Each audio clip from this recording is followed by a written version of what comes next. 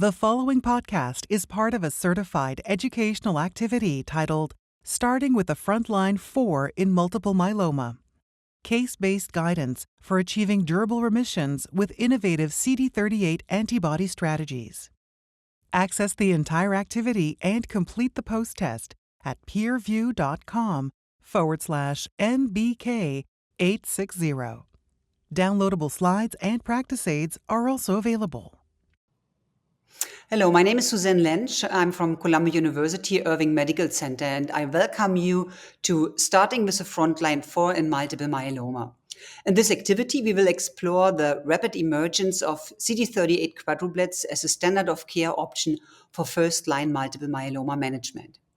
We will do this using a theme and variation approach where I will present a baseline case of a patient with newly diagnosed multiple myeloma, which we will then inform a series of alternate scenarios where adding or changing key case details will inform decisions on treatment with CD38 quadruplets. But let's begin. The goals for today are that we want to improve your knowledge of the evidence supporting CD38-based quadruplet platforms as first-line strategies in the management of newly diagnosed multiple myeloma. We want to equip you with skills you need to integrate CD38 antibodies regimens into personalized treatment plans for patients with newly diagnosed multiple myeloma and provide you with guidance on practical aspects of care delivery when using CD38 antibody platforms in newly diagnosed multiple myeloma. But how do CD38 antibody work? We have daratumumab and isatuximab as antibodies that bind to CD38. The primary anti-tumor effect against multiple myeloma is mediated by a direct cytotoxicity effect and antibody cytotoxicity and also antibody-dependent phagocytosis, among other effects on CD38 immunosuppressive cells, T-cell activation, and activity of certain enzymes. Here you can see the evolution of the frontline therapy, and that has changed tremendously. Looking back 30 years ago, we started with doublets, Revlimid, dexamethasone, or thalidomide and dexamethasone, and that developed over a triplet combination to now recently used more and more quadruplet combinations. Currently, we have 2 quadruplets approved, daratumumab plus VRd, VTD, or VMP, and also isatuximab with VRd. But despite the progress, there's an uneven integration of antibody platforms into multiple myeloma care. You can see this is a trial from the INSIST multiple myeloma, a large retrospective trial that included over 3,000 patients and looked for the treatment patterns in patients newly diagnosed. And what you appreciate and see is that the inclusion of monoclonal antibodies in the first and second line treatment was relatively low, with only 14% in the second line treatment. This was confirmed by the Flatiron Health analysis of electronic health records. They used data from over 1,500 patients. And the results showed that there was a very limited use of the most recent therapeutic developments in newly diagnosed multiple myeloma. Still, triplets and doublets like VRd and RD accounted for almost 70% of all first-line treated patients. But let's start with a baseline case. William, a patient with a newly diagnosed symptomatic multiple myeloma. So our hypothetical patient is 65 years old and he has standard risk multiple myeloma and has limited comorbidities typical for his age with well-controlled hypertension and hyperlipidemia. So with this case, we want to explore the fitness for stem cell transplant, choosing the first-line treatment, also personalizing the therapy based on high-risk features, impact of the older age, and William is over 70, also dosing and safety for the quadruplets, and explore the role of CD38 maintenance in younger transplant-eligible and older non-transplant-eligible patients. So first of all, I want to draw your attention to also help our patients can get after they have a diagnosis. Very often they have questions about how navigating the disease with a family and what resources they can be. And some of our patient support groups, such as the IMF, MMRF, but also the HealthTree Foundation, can really be helpful for our patients. So the HealthTree Foundation, for instance, offers patient education and navigation tools, programs that create patient connections and build community, but our patients are also empowered by participating in their care. But HealthTree Foundation is not only for our patients. Also, as physicians, we can use the HealthTree Cure Hub registry to support our research, to have access to retrospective data, and to find especially side effects in retrospective trials and identifying patients that might benefit from certain treatments. So let's start our case, William, with case variation 1. Let's assume William presents with a good performance status of 1 and a good organ function. I mentioned already he has standard risk cytogenetics with RISS2, FISH translocation 414, monosomy 13. You can see his EQ performance status is 1. He has a good lung function. Also, his creatinine clearance is 60 milliliters per minute, normal liver function. We think that William is fit for an autologous stem cell transplant and would like to pursue with a treatment. So which options are currently recommended for our patient? So I want to start with NCCN guidelines, and you can see that the CD38 quads are now included as a primary therapy in the CCN guidelines for transplant-eligible patients, and those include Dara-RVd, but also isatuximab and RVd. So those recommendations are based on several clinical trials. So one trial, the PERSEUS trial, it's a large clinical trial that compared Dara plus VRd versus VRd alone. And what you can see is that the addition of Dara significantly improved the progression-free survival. The progression-free survival at 48 months was 84.3% in the Dara group versus 67.7% in the VRd group. So that means the hazard ratio for disease progression was 0.42, a decrease of the risk for progression by 58%. There was a concern if we introduce quadruplets, whether there's an impact on the quality of life. But you can see here in the PERSEUS trial, looking for the quality, that there was no difference between Dara-VRd and RVd in those patients. This is the black and the red curve, and absolutely no difference in the quality of life, suggesting that the addition of a CD38 monoclonal antibody does not impact the quality of life of our patients. The SKYLARK trial investigated the addition of isatuximab to KRd in all risk transplant eligible newly diagnosed patients. There was a once weekly administration of Isa-KRd, and it showed a very high overall response rate of 100%. And you can also see the VGPR or better is close to 90%. Excellent data. Looking for the MRD negativity after 8 cycles, MRD negativity with 10 to the minus 5 was 70%. So very excellent data, especially in MRD negativity and the overall response rate. So what is the decision for Williams' case? Remember, standard risk multiple myeloma patients with relatively low comorbidities. So I think the take-home message is that that William is transplant eligible, and he is a good transplant stem cell candidate because of his low comorbidities. First-line treatment should be a quad with CD38 in this setting because it's standard of care and has been shown, especially in the PERSEUS trial, that this is the best treatment for the patient as an induction therapy. So let's do a case variation. Let's assume that our patient William presents now with high-risk features. That means the patient has still low comorbidities, has a very good performance status, is still determined to be transplant eligible, but has high risk such as deletion of 17p, translocation 1416, and 1q gain with 4 copies. The question is, would you still use a quad with different PI backbones? And does high-risk disease preclude the patients from deep MRD-negative responses in multiple myeloma? And is MRD a valid clinical endpoint for our patients? So let's really go back and see what are the high-risk factors that define high-risk multiple myeloma. And here I also want to share the NCCN guidelines. Newly diagnosed patients with high-risk multiple myeloma for progression or relapse are considered patients who have an RISS3, present with extramedullary disease or have high circulating plasma cells, and cytogenetic abnormalities that include deletion of 1p, translocation 414, 1460, 1420, also the deletion of 17p, and gain of 1 Q21. But it's important to point out that one gain of Q1 is not considered high risk. Usually gains of 2, 3, and 4 copies are high risk associated. Also, MYC translocation and a high-risk gene expression profile is associated with high-risk multiple myeloma. Recently, we also identified ultra-high-risk disease that is defined by 2 or more of these cytogenetic high-risk abnormalities. So let's go back a little bit to the role of transplant in high-risk disease. And here I wanted to show you data from the determination trial that was performed by Paul Richardson and published in 2022 in the New England Journal of Medicine.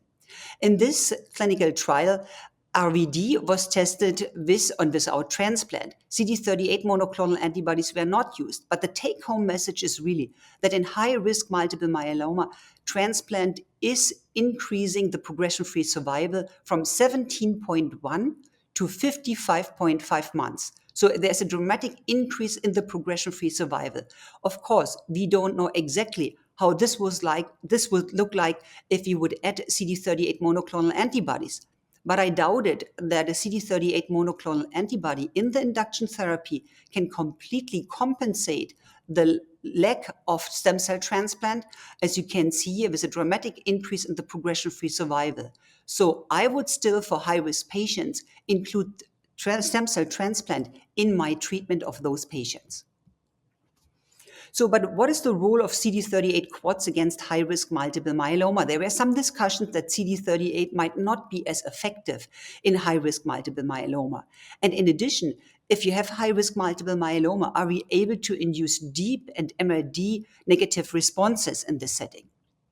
So let's look for the Perseus data when we add DARA to VRD. Was it very effective in the high-risk subgroups? And here I highlighted especially the ISS disease stage 3 and also the high-risk cytogenetics. And you can see that those patients still have a benefit from the DARA compared to DARA VRD and should be treated with quadruplets. Looking for the quadruplets and the result in terms of deep responses and MRD negativity, you can see that there is almost a doubling of the MRD negativity with 10 to the minus 6 at the end of the consolidation from 16% to 34%.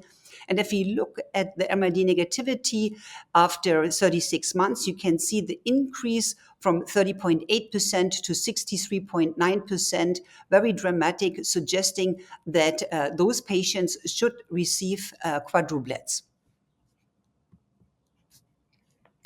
So Perseus also showed an improvement in MRD negative response across all risk subgroups. And you can see that especially in the high-risk subgroup, there was also a benefit for daratumumab added to RVD. The Isa-KRd trial added Isa to KRD and compared KRD with Isa-KRd in terms of inducing MRD negativity. And what you appreciate, especially in the next generation MRD negativity, 10 to the minus 6, there was a 20% increase in the negativity of minimal residual disease from 48 to 67%. Also looking for Isa in the MRD negativity across all subgroups, you can see that Isa with a 10 to the minus 5 cutoff and 10 to the minus 6 cutoff showed a higher MRD or benefit for achieving MRD negativity in the high-risk group in patients who received or who had more than 2 high-risk cytogenetic abnormalities, and also in patients with a higher RISS 2 and 3. We also have the GMMG high HD7 trial. Here, isatuximab was added to RVD and showed also an enhanced response and increased MRD negativity in newly diagnosed multiple myeloma. You can see patients who achieved MRD negativity at the end of the induction increased from 35 to 50% when Isa was added. But when we looked for the response rate after transplant, you can also see there's a 20% increase in the rate of MRD negativity from around 48% to 66%. So again, going back to our case, should we use quad in high-risk newly diagnosed multiple myeloma patients? And the answer is yes. William, who's determined to be transplant eligible with a good performance status, and a transplant candidate should receive a CD38 antibody. It remains the standard of care in the high-risk settings because the quads have been associated with overall deep response and MRD negativity compared to the triplets. And also of importance, the ODAC has recommended that MRD should be considered as a primary endpoint in multiple myeloma clinical trials seeking accelerated improvement. And we are all looking forward to have MRD as a primary endpoint because that will really accelerate the approval of drugs, given the fact that the progression-free survival rate with our very potent regimens, especially in newly diagnosed patients, is longer and longer. So let's go back to our case and have another variation of his disease. So what if William was older with worse functional status?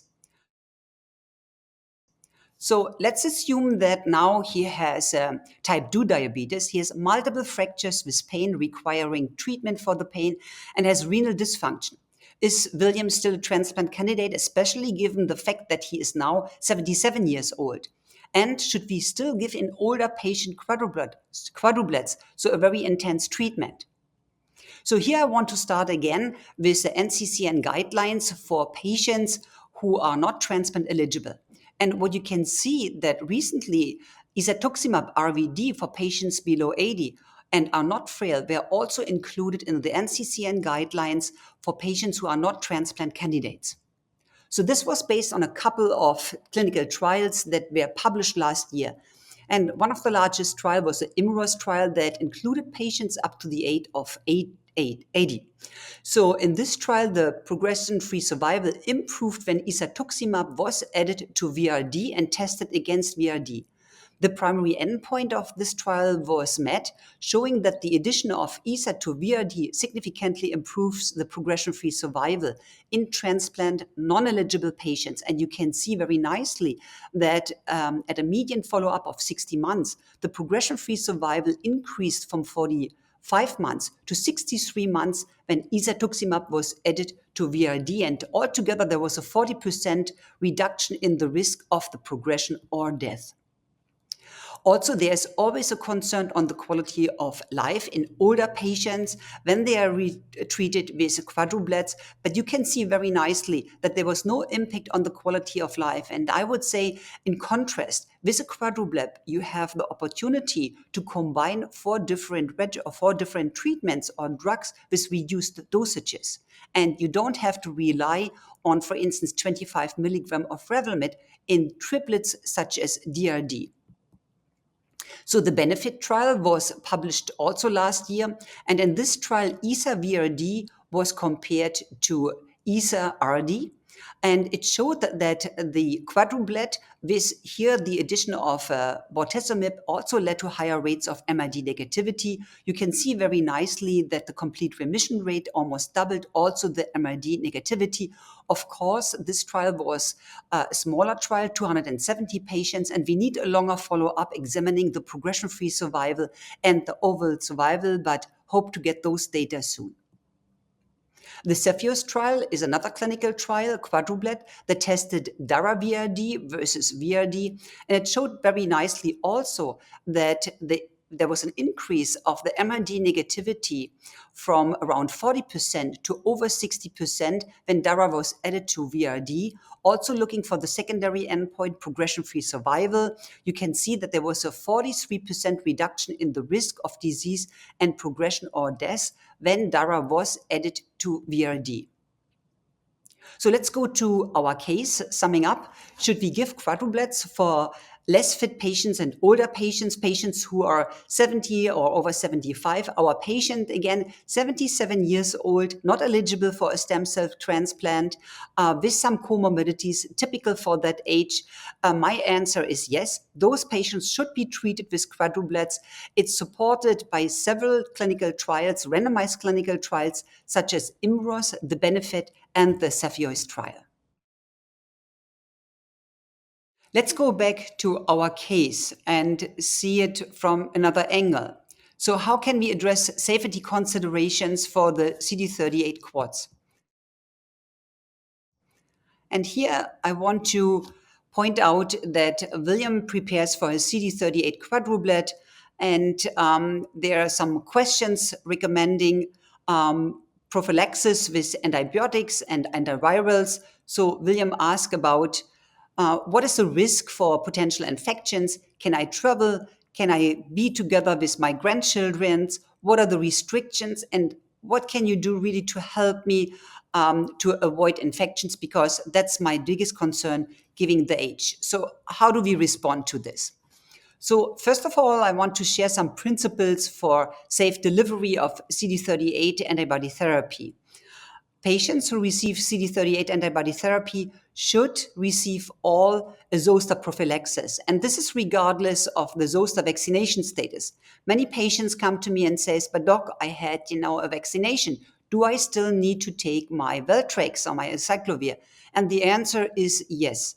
Many patients, especially when they receive CD38 and dexamethasone, steroids, immunomodulatory drugs, and bortezomib, have a profound impact on their vaccination status. And the zoster vaccination might not be as effective. So that's why the answer is, regardless of the vaccination status, the patients should receive HSV prophylaxis. Also, there's a risk of infusion-related reactions, the IRR, and it's important to give appropriate pre-medications, especially in our older patients. If patients are over 80 and they have those infusion-related reactions, they might be concerned to continue with the treatment. So it's really important to avoid those side effects initially. And we can do that by different prophylactic pre-medications, such as Tylenol, Benadryl, and also dexamethasone, which is part of the clinical treatment. You just have to make sure that the dexamethasone that is given as part of the quadruplets is given before you start your CD38 treatment. Also, what's very effective is montelukast. Usually we give it the evening before the initial treatment. Again, very effective to avoid the infusion-related reactions. What is also important is that you do a pre-therapy blood screening. Remember that CD38 is expressed on red blood cells. And if you do not have a typing of the blood, you might run into problems to assess the correct blood type. So a type and cross before you start treatment is important. Also, screening for hepatitis B is required, and you should also repeat that every 6 months and initiate a prophylaxis with entecavir if the patients are Hep B core antibody positive.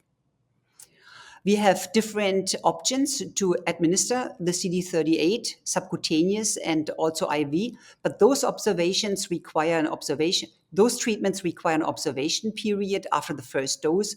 So usually when patients start treatment, I tell them that they have to probably spend at least half a day for observation in our clinic. Usually I ask them to be present 3 or 4 hours after the subcutaneous injection and 6 hours after the IV injection.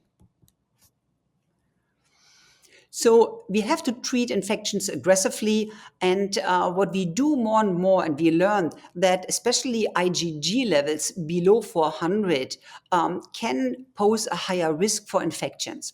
So that's why my recommendation is when we give very intense treatments that target the plasma cells and we see that the IgG levels are below 400, that we give those patients or consider to have those patients for IVIG, intravenous immunoglobulins.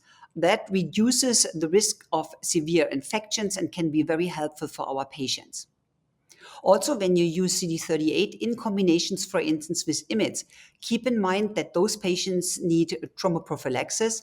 We have several risk factors that might help us to decide whether aspirin is sufficient, for instance, for patients with very low risk factors, or whether we need full anticoagulation, for instance, patients who had prior clots or prior history of DVT or pulmonary embolism. So let's review the dosing schedule and some safety insights of daratumumab. In principle, we have 2 options for daratumumab to administer this to our patients. One is subcutaneously. The administration is pretty simple because we have a flat dose and we don't have to dose adjust if the patient is losing weight or gaining weight. It's a subcutaneous push over 3 to 5 minutes, and we have to observe the patients also for an hour after the first subcutaneous injections. But some of our patients have significant pain after subcutaneous injections, or they have a very low subcutaneous fat tissue. For those patients, IV is an option. Here you have to calculate the dosage according to the body weight, and you have to adjust this. The first dose is given over 1 liter over a longer time, and then subsequently 500 milliliters. And the infusion rates vary based, first of all, on the dose, and then also on the number of cycles. Initially, you have to prolong the infusion to avoid the infusion-related reactions. So let's look into isatuximab dosing and SC formulation. So isatuximab currently is given IV, 10 milligram per kilogram weekly for the first months, and then biweekly until disease progression or toxicity. So the infusion rate initially is 3.5 hours, but can be reduced if the patient tolerates the treatment very well. One disadvantage of isatuximab so far was that it was given only IV, but a subcutaneous formulation of isatuximab using also an on-body delivery device was developed. And this was tested in the Iraklia phase 3 trial and showed non-inferiority compared to the IV approach, and hopefully we will also have isatuximab as a subcutaneous formulation in the future, making it, especially for our older patients, much easier to receive. So let's look into some safety, into the safety profile of the CD38 quads. So here I want to show you some data from the Perseus trial showing some of the toxicity, and you can see that the addition of daratumumab to VRd does not really add any significant toxicity. We can see that the grade 3-4 neutropenia increases from 51 to 62%, but otherwise I think the addition of daratumumab is pretty well tolerated in our patients. Similar data we saw in the IMROS for our non-transplant eligible patients. You can also see that with the addition of isatuximab, no new toxicity was observed. We see also, similar to the Perseus, that there's an increase of the neutropenia from 37 to 54%. Again, that is expected, and an expected toxicity profile with the CD38 monoclonal antibodies. So what are some practical aspects of CD38 when we have our patients receiving quadruplets? I think we all need to make sure that we address questions of infections. We need to give an oral prophylaxis for zoster. We need to consider that potentially we give immunoglobulins. We need to make sure that those patients have also appropriate prophylaxis, thromboprophylaxis, when they receive immunomodulatory drugs. And I would say it's very important that to make the patient aware, if the patient has symptoms of a deep venous thrombosis, that he is going to the next emergency room and knows about the increased risk. And especially in older patients who do not really have an active lifestyle, I would be more generous with anticoagulation instead of having a patient presenting with a DVT or worst case scenario with pulmonary embolism, which we see in our patients receiving immunomodulatory drugs. So let's do another case variation. William receives a quad, but what is the role of maintenance? And there's a lot of discussion on maintenance, especially how long should we give maintenance and how intense should be the maintenance. So let's assume that William received a CD38 quadruplet, a stem cell transplant, but at the end of the transplant, he has still MRD-positive disease. So the question is for us, should maintenance be required in this scenario? And which option do we have? And is there a role for a CD38 maintenance? You might know that there are more and more data out that combine CD38 with an immunomodulatory drug. And should we give a more intense treatment for those patients with MRD positivity at the end of transplant? And again, let's go back to our NCCN guidelines. The CD38 antibodies are included as a maintenance options in the NCCN guidelines. But again, we don't know, is there a role after quadruple therapy? And here I have some other data which you can see that there is a role in maintenance. The Perseus trial also, remember, included Dara-RVd as an induction, but also included a more intense maintenance with DR versus Revlimid alone in their maintenance. And you can also see very nicely in the Perseus trial, looking only for the maintenance part, that there was a conversion to MRD negativity 10 to the minus 6, almost doubled. And also that there was a sustained MRD negativity when we added daratumumab to Revlimid. Data are very nice. Again, 40% VRD of patients who converted from MRD positivity to MRD negativity, but that increased to 60% when Dara was added, and also the proportion of patients achieving a sustained MRD negativity. Here on the right-hand side, you see the data, 70% sustained MRD negativity increased to 38% when Dara was added in our patients. We had similar data in the Auriga trial that was just recently published earlier this year. And here, daratumumab and Revlimid was tested against Revlimid alone in patients who were CD38 naive. And what you observe is that the MRD negativity conversion increased from 18% in the intention to treat population receiving only Revlimid to over 50% in the ITT population receiving DR. So there is a dramatic increase in the MRD negativity conversion when a monoclonal antibody was added to the maintenance therapy. Also in the Auriga trial, we could see that the MRD negative conversion was improved across all subgroups, all the groups regardless of age, race, and ISS stage, and also baseline response status benefited from the combination of Dara and Revlimid in the maintenance setting. Here you can see the progression-free survival rate. The progression-free survival rate also favored a DR maintenance with an improved 30 months progression-free survival compared to Revlimid alone. And the progression-free survival rate increased from 66.4% to 82.7%, so an increase of 20% of the patients progression-free at 30 months. So, but the question we have, and I think that's especially an important question in our older patients who are looking for a good quality of life, and especially for a time in their life without treatment, without any treatment, any maintenance. So the question we as physicians had, can we stop maintenance? Is it safe to stop maintenance, or do we have to treat all the patients until disease progression?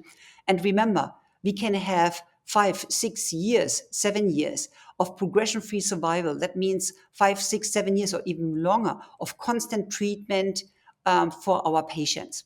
So the MASTER trial was initiated by Luciano Costa.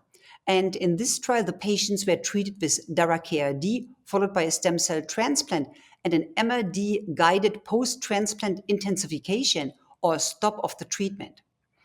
And you can see that over most of the patients achieved an MRD negativity and could stop treatment at one point. Also, Dr. Costa showed that the resurgence of the MRD or progression was uncommon in patients with 0 or only 1 high-risk cytogenetic abnormality. But you can also see that the risk of progression during or shortly after the therapy was much increased in patients with 2 and more risk factors. My home take message of this was that if patients have 0 risk factors or 1 risk factors and have a sustained MRD negativity over 1 or 2 years, I might stop maintenance treatment.